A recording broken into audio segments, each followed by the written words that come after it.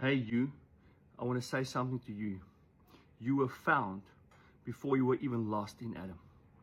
You were not lost because of sin and fall. You were redeemed before the foundation of this world in Christ. That's who you are. You had a plan before you were even, man, a twinkle in your mother's eye, in your father's eye. I'm telling you right now. So I want to say to you, God's got your palm of your hand. You're going to have a better than expected day. Why? Because He knows your beginning from your end. And it's all good. You might be in a place where it's not feeling good.